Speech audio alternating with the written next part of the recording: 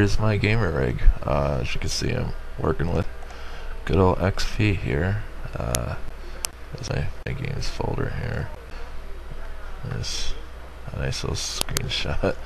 My games, yep, got plenty of them, as you can see. Definite game fanatic I am. One thing that you're definitely going to want to have on your rig is a lot of space. Right here I have a terabyte drive. You see I have 800 gigs still left here. So my other drive, it's one 250 gig drive divided into two partitions with Vista on one and XP on the other. I very rarely use Vista. I don't know why they even made that operating system, but definitely not the best OS. XP's a pretty good OS for gaming, I find, so I use that for all my games. DirectX 10 works on Vista. I didn't really see much of a difference between DirectX 10 and DirectX 9, so I don't even use that. And there is also a way you can use DirectX 10 in XP. It's kind of complicated. I might get into that in another video, but yeah, anyway, good reason to have the extra space on your computer is so you can have multiple installations of whatever game. Not only can you store the freaking Galaxy on it, but you can have a couple different installs of your games. So say I want, Call of Duty 4 for instance, I can have the updated version and I can have an unpatched version. The reason I like to do that basically is for I find that when you go onto the servers that are on an unpatched version of a game, it's your competitors aren't really as experienced. They're not. It's easier. It's a little more laid back. It's some people might say it's like a bunch of noobs going at it, and it basically is. But you're not up here having like these rough and tough tournaments with all these experienced gamers, and the reason for that I think is because people that are on these servers on an unpatched version of a game, unupdated, basically either don't know how to update their games or just don't care to update them. So that means they're probably not that serious into playing it. So you can go to your updated version for more of a challenge, and you'll see a big difference in the amount of servers. Like on the unpatched version, I'll have like 500 servers altogether, and on the updated version, I'll have like 9,000 to 10,000 servers. So, I mean, it's a huge difference. Like, see here, I'll show you real quick. See, it's version 1.0, blah blah blah. Join game. Refresh the list real quick. And 716 servers on an unpatched version of Call of Duty. And pretty much any of these you go to, I mean, yeah, you'll find some good gamers. I'm not saying that everybody just sucks, but they're not nearly as hard or as like into their gaming as the ones you would find on an updated version of Call of Duty 4, which would be right there. Pretty sure you all know what that looks like anyway. So it's just a little tip that you might want to use, because sometimes you just want a laid back fight.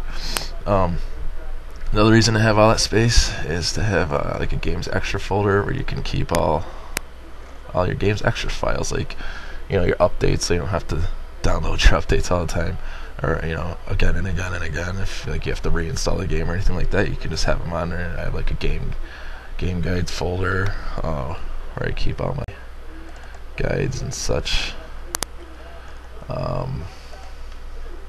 and keep your mods in there. And that's another reason why I'm just a big fan of PC games, period, because some games are just, I mean, they're awesome when it comes to modding, and it just makes the game's replay value so much more than on console games like 360 and PS3 and what have you. Don't get me wrong, I really like the consoles too, but just PC just owns all, I think. Another good thing to have is game saves and backup folder.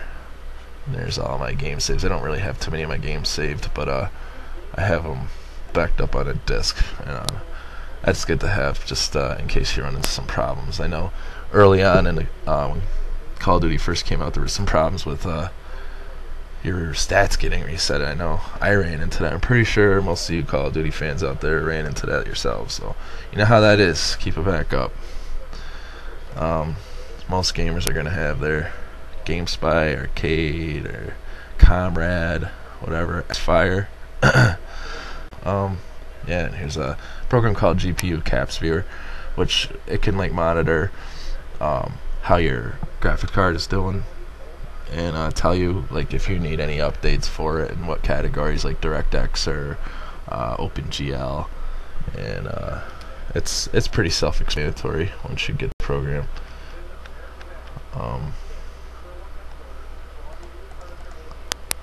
Yeah, it's pretty neat. Got a couple links to a few sites, Ventrilo, TeamSpeak. If you're into like, especially like Counter-Strike, it's awesome to use that for. A couple other nice things to have here, like a gaming keyboard. I got this one called Z-board, which is pretty cool. You can use whatever type of keyboard layout for whatever game you want to play. It pretty much has every single game that is out. I mean, all the most popular ones anyway. The ones that you're gonna need a layout for a keyboard for anyway. You know, no simple arrow key games, obviously, but more complicated ones. A lot of RPGs and your shooters.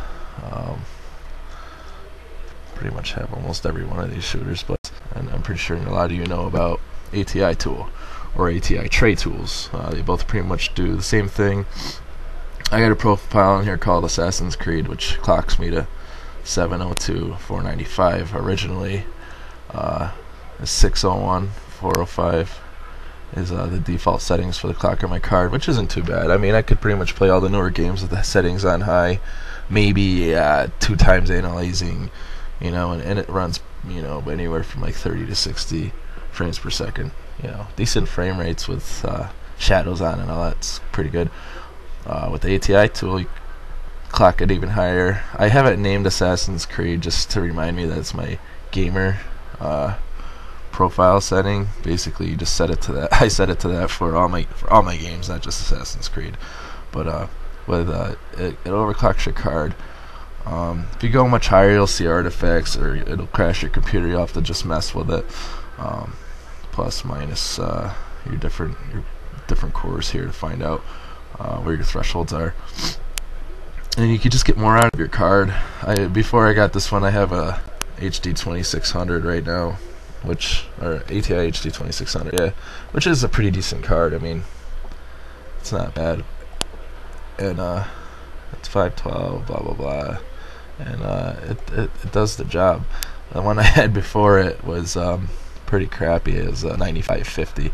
It ran games like Call of Duty 4, but like you have to run it in low reses with no shadows, and that's no fun. If you can invest in a nice pair of headphones, the ones I got here, it's called Pulsewave Techno Motion, and it virtually emulates 7.1 surround, and you can kind of place the speakers wherever you want them, wherever the hell you want to make the subwoofer closer.